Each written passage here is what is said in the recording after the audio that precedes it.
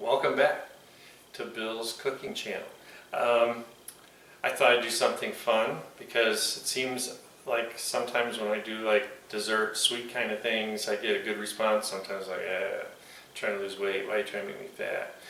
So, this is something really cool. It's a blueberry crumb cake. Blueberries are in season, so I just thought this would be really, really cool to do. And then just a couple steps to this. So we kind of have to get everything together. So first of all, I want to make the crumb topping because that can be basically done ahead of time. So in here, I've got my 6 tablespoons of butter. All right, I'm going to add to it half a cup of flour, half a cup of sugar, and I got a teaspoon of cinnamon, and I've got a little pinch or quarter or eighth of a teaspoon of salt, if you want to be more accurate. And this is just what's going to be on top. So I've had the butter out so it'd be kind of room temperature. And now what I want to do, just make sure it's soft enough. See, it's pretty mushy, so I did a good job, but it's not melted. All right, so I'm going to take all this stuff, dry, dump it in there. I'm just going to work it with a fork. I'm used to, like, I don't know if you ever made pie crust before, but you kind of cut it with a fork till you get kind of the right ball size. And of course we want to get all the cinnamon mixed in. I like that word. One of the things I've learned recently from experience is I buy stuff and it sits in my pantry a little too long. So please date everything in your pantry. You know, cinnamon that's 3 years old is not going to taste right. I'm just going to tell you that straight up. So you see, we've got this mixture. Looks beautiful. Still see some pockets I want to get mixed in here. Just kind of drag your fork around. And this is just making your dry. If I had toast, I'd be smearing this on toast right now. Remember as a kid, you know, that was like the treat. Just have a little shaker with a cinnamon and sugar in it, butter the toast, throw it in. That's how you get kids to wake up in the morning and get to school. I run to school after a couple slices of that. Of course, sunbeam bread, right? I think that's all the store sold. Okay, so I got my crumb topping already, so I'm going to set that aside. Now, I want to tell you something. This is old school and it works really well. I got my 13x9 pan and I just took some butter, smeared it in here. Now because you know when you're handling it, it gets really soft, put it in the refrigerator. Now, I don't know if you have old stuff, new stuff or whatever, but I don't like putting things directly from the fridge to the oven if I'm not sure if it's the right kind of Pyrex. This is Pyrex, but it's newer Pyrex. But it's okay because it's room temperature now. And I'm not putting anything hot in it, so the butter's going to stay. So we got that right here. So now, I have my batter mixture. So, let's start with the fact I have stuff everywhere, right? This is my dry ingredients. I just want to show you how we're just going to kind of stir it gently with a fork. What it is it's 2 cups of flour. I got a tablespoon of baking powder. I got a teaspoon of cinnamon. I've got a little half a teaspoon of salt. And I have a teaspoon of cardamom. So what is cardamom? Well, I learned this a long time ago from one of the bakers I worked with. And cardamom it's very sweet, but it is so good. It even says in here, it has a very enticing aroma. It's delicious in cakes and pastries and Indian and Middle Eastern spice blends.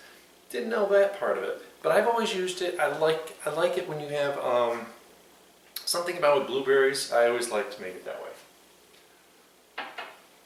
So I don't want to make a big mess, so I'm just going to mix this around. I just want to make sure I got that baking powder nice and mixed.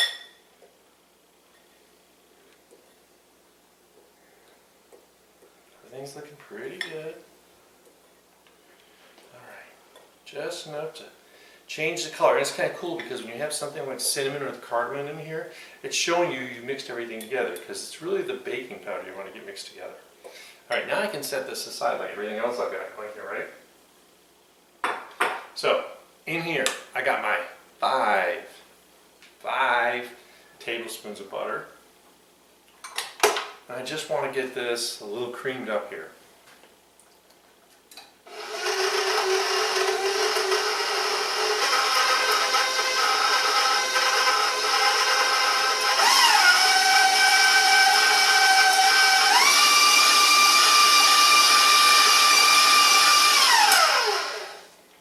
So I just wanted to get that mixed. Now I'm going to add my 3/4 cup of sugar. So I wanted to stop and pause for a second and talk about dry and wet measurements. Dry measurements, you need dry measuring cup. And basically, you're always going to have little gaps around the corner, and if you're not sure, if you really want to be careful, I actually used to have a bench scraper I use for this, and I can't find it. I lost it like 5 years ago. Just take a knife, but instead of going straight across, because then you're going to leave holes on one side, just kind of work around, go in circles, whatever. But a proper measuring cup should be, you shouldn't have a handle in the way. When you're doing liquid measurements, you're obviously looking for the meniscus, so it's totally different. All right, this is like science 101. So I got 3/4 cup of sugar in here.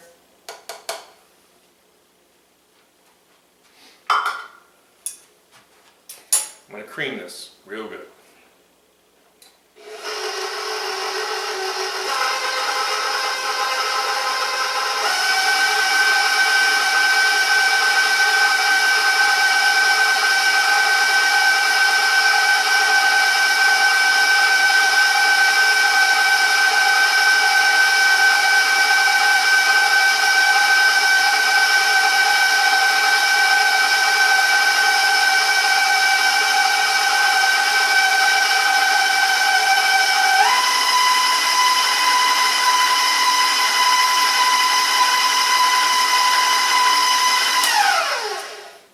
Perfect. Just like when you make whenever you're starting any kind of batter, got to get that butter and egg thing happening. That's the most important.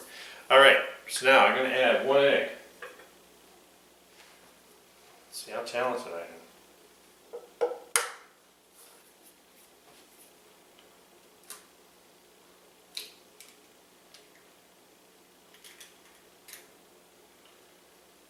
Whoops.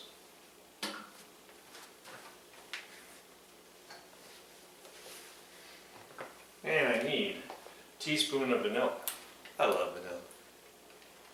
Of course, I like almond extract too. So probably would have figured out how to put that in here too. All right, so a teaspoon. If you get a little too much, you're not going to kill anybody, except for your wallet, because it's expensive.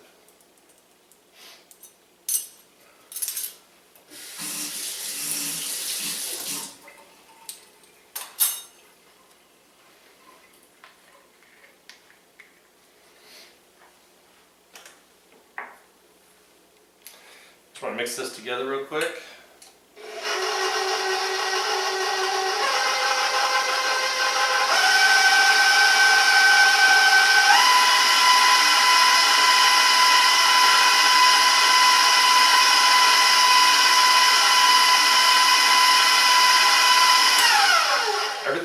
Everything's mixing really well together, so it's really not until I'm going to get the dry ingredients in here that I'm going to be worried about scraping down the side. So I'm going to drop my bowl down. Let's get these dry ingredients in here. And I'm just going to kind of gradually do it. So 2 or 3 steps.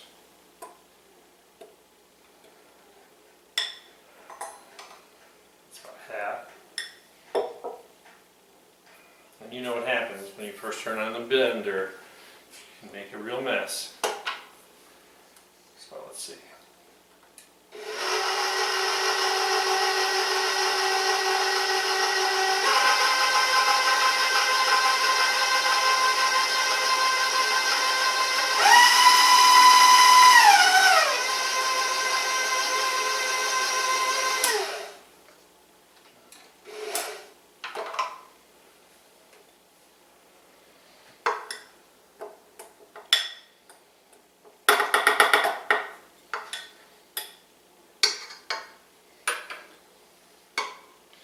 So if you ever wondered, usually by turning the bowl, you can get everything, the last little bit out that's hanging out. I just wanted to get this to start incorporating, and then we're going to really start mixing it.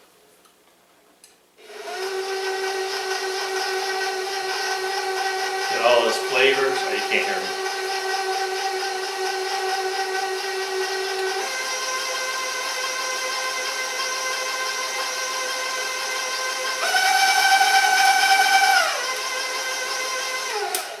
Alright, now I'm going to turn it off so you can hear me. So now what I need to do is I'm going to get this sucker going real easy, gently, and I'm going to pour in. I got 3/4 cup of half and a half.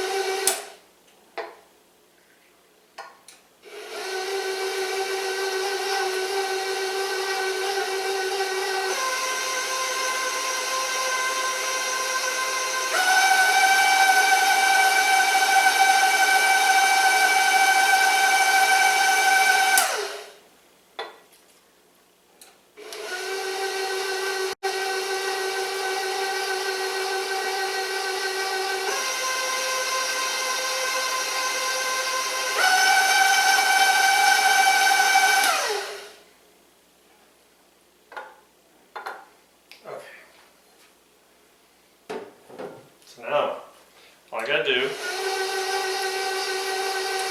is get it nice and mixed into a batter.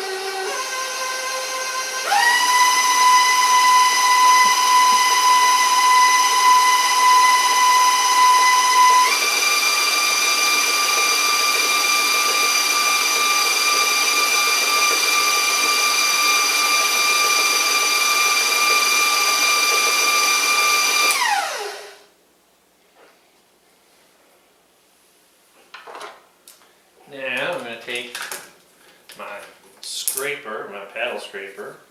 Just going to get some of this off from here. So I can make sure it gets mixed in. Other than that, the batter looks really good. I think it's a really good consistency here.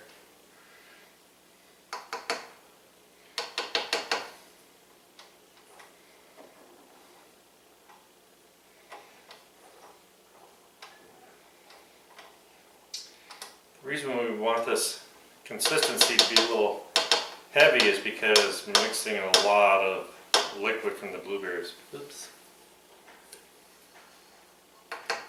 Tastes good. Oh, I'm going to die from the raw egg, sorry. Don't try this at home. Alright, let's see what happens.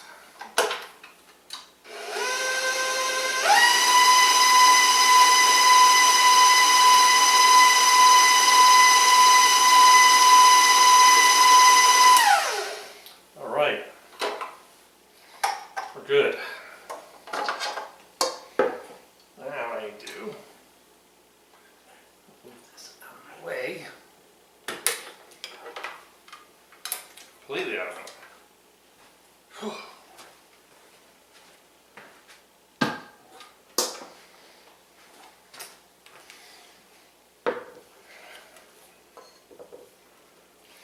Get the beater all nice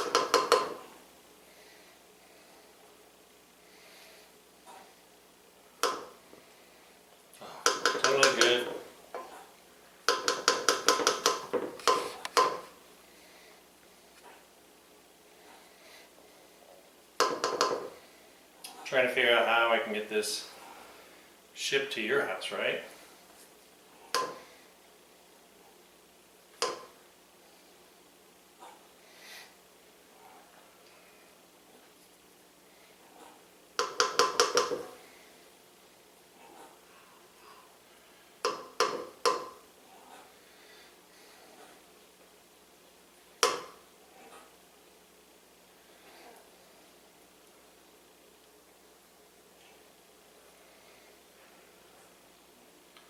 Spoiler alert, if you don't drink milk, so you don't keep milk in your refrigerator, half and half isn't that much different than whole milk. You can usually substitute half and half, just equal amounts, and half's good in the fridge for like 2 months.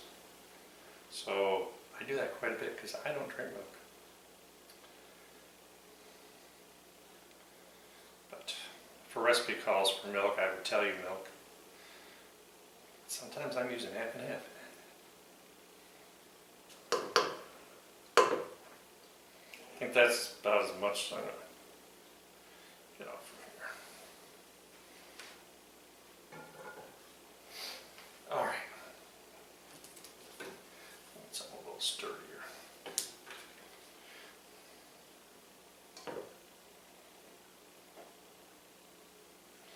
I got my big spatula, it's a little sturdier. And I learned something from a very famous person, chef, named Elton Brown. And he told me, actually he didn't tell me, but it was, is when you're measuring things, always think about what you're trying to accomplish. So I needed, let's say, roughly 2 cups of blueberries. Well, it depends. If you took blueberries and mashed them down, is that what you're looking for? Well, I don't want to mash them because I want them to be whole, right? Well, the blueberries this year were really big. So what do? Remember what your grandmother always told you, a pint's a pound the world round. So if you need a pint or 2 cups of blueberries, tear on your scale, your measuring cup, and pour it in until you hit a pound.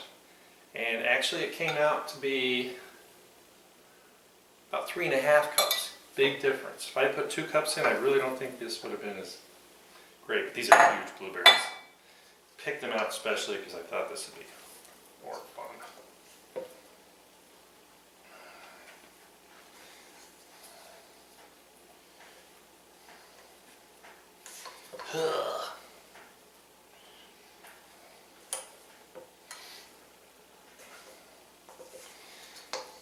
Stay right in there.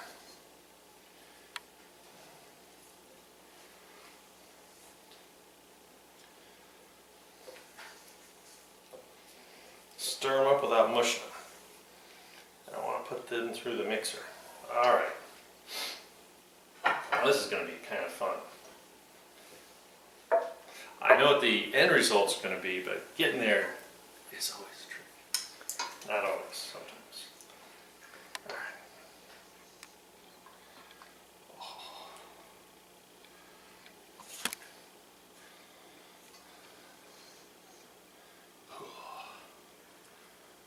Drooling yet?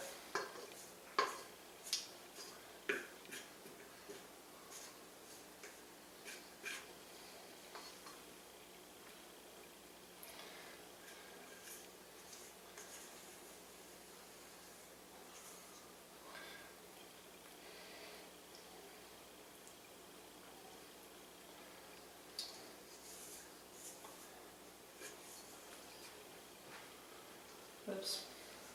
Get to the last drop. Oops.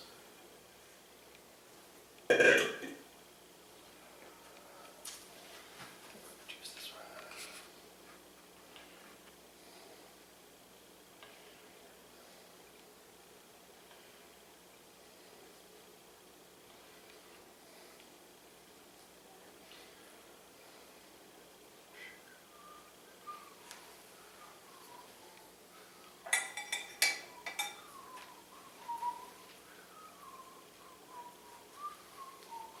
Just kind of poke it around. normally I would sit here and try and drop the pan to kind of spread it out, but it's kind of thick consistency, so I'm not sure that would really work. But a little quick work with a spatula, and it's working just fine. Just fine.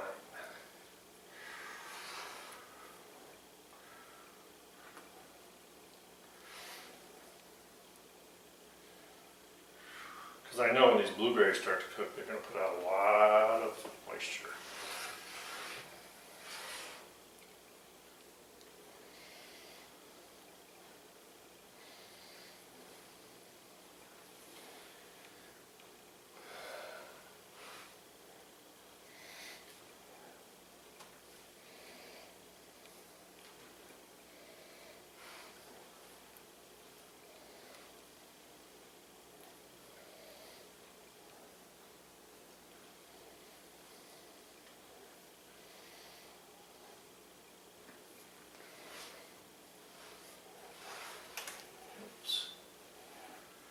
Looking good. Okay. Just need to fill in some little pockets here.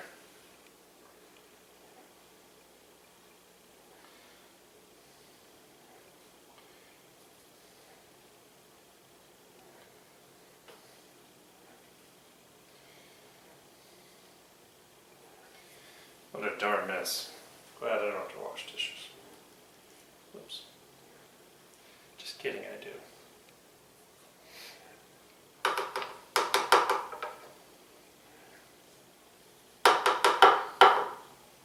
Alright, that's good. So my oven is at 350. Made a complete utter mess of everything, which is fine. Tastes great. Love that cardamom, really, honestly. So now I need a little crumb topping, right? There's no real easy way of doing this, other than you kind of, oops, didn't do that. Hold on. Just kind of get a little and toss it on there.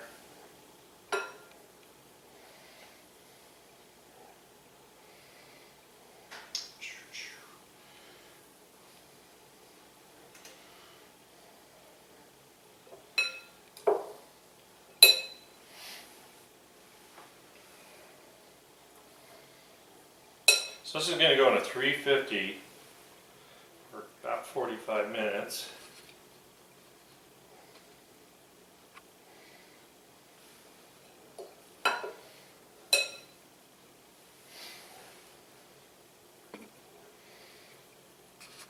Once again, all this stuff's going to kind of smooth out in the oven.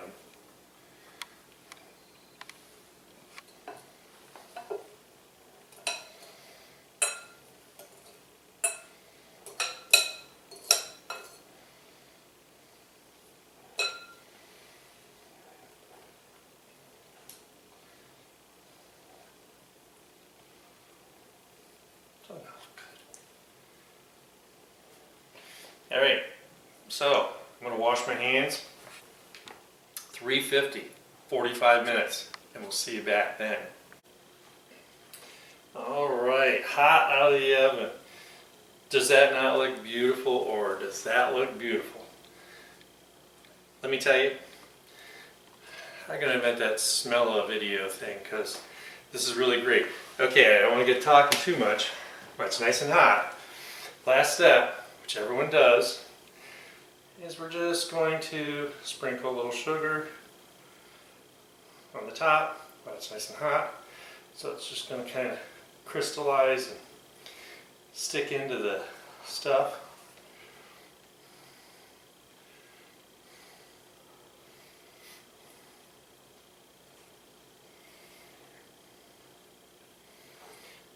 Really only need a little bit. Oops, I spilled a little right there.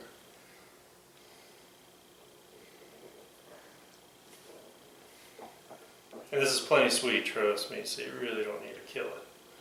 But I can already see that the sugar that I have. Alright. So once again,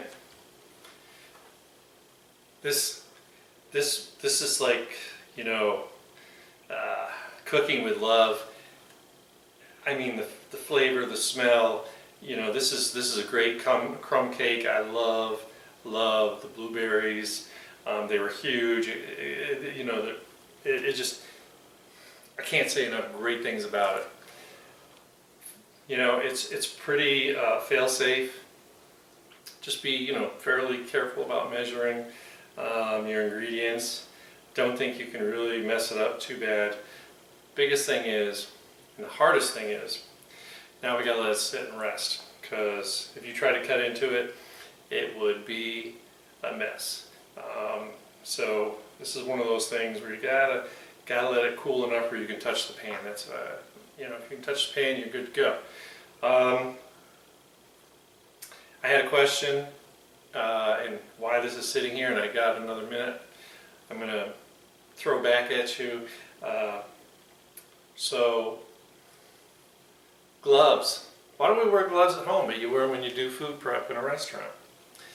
Well, my question I'm throwing back to you is, you've been in all those places, mostly like fast food places, and they don't know whether they should have their gloves on or off. They're touching your money, they're touching your food. So are gloves really better? I have a few friends that in the business, and they will tell you, I would certainly rather watch somebody wash their hands and be careful than to wear gloves. Gloves are a false sense of security. That's my opinion, and certainly tell me I'm wrong.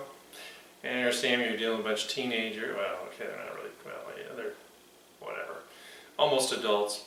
It's pretty hard to regulate, but I want one person to answer me. I mean, as many as you want can answer me, at least one person. Would you rather see someone wash their hands or put gloves on? That's my question for the day. Other than that, like I always say, I hope you subscribe. I hope somebody comments. I hope somebody tries this, and certainly ring the notification bell so you get more of my recipes. This is just a really cool thing to throw together. You know, this is great breakfast food. I like, you know, I never seem to have time for breakfast, and those are like some of my favorite foods. Nothing like a good omelet, nothing like a good quiche, nothing, and you know, some of these transition. But I'm telling you, this is going to be dessert. And my birthday is coming up, so I think this is going to be my pre-birthday dessert, because I just think, and like I said, you know, I go to the produce stand. What's in season? That's the best way to pick out what you're going to make. Have a few recipes in mind. You know, nothing worse than you're planning on making something and you need some red onions, and you go there's no red onions, or there's no garlic. Garlic's been a little tough lately. So it's like, what do you do? All right, go on to plan B. That's all you can do. It's not worth driving around town when gas is $5 a gallon to find what you need, unless it's a necessity. Then do what you got to do. But anyway, so all I'm saying is this kind of stuff that, you know, if you want to teach someone how to cook, get them interested in cooking, this is the kind of thing, and everyone would eat this. Nobody wouldn't eat this. And so, once again, just have fun, and I will see you next time with an even better recipe. See you later.